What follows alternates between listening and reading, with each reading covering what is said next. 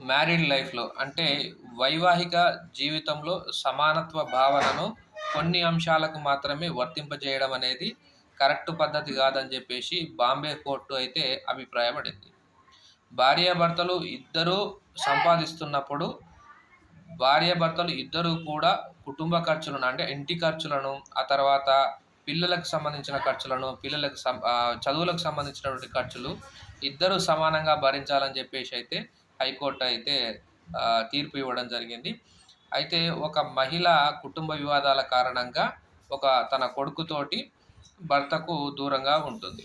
ఈ క్రమంలో ఆమెకు ప్రతి నెల ఇచ్చేటువంటి 50,000 భరణాన్ని 25,000కు తగ్గిస్తూ అయితే బాంబే హైకోర్టు అయితే తీర్పు ఇవ్వడం జరిగింది. ఈ తీర్పు ఇచ్చేటువంటి క్రమంలో భర్త తనకు లోన్ ద్వారా తీసుకున్నటువంటి 2 ఇండ్లకు ఈఎంఐని కడుతున్నటువంటి విషయాన్ని పరిగణలోకి తీసుకుంది. అయితే ఈ ఈఎంఐలు కడుతున్నటువంటి ఇండ్లలో ఒక ఇంట్లోనేమో భర్త ఉంటుండు. ఇంకో ఇంట్లోనేమో భార్య ఉంటుంది. ఈ భార్య భర్త దగ్గరికి రావడానికి ఆమె విల్లింగ్‌గా లేదు. అంటే ఇష్టంగా లేదు.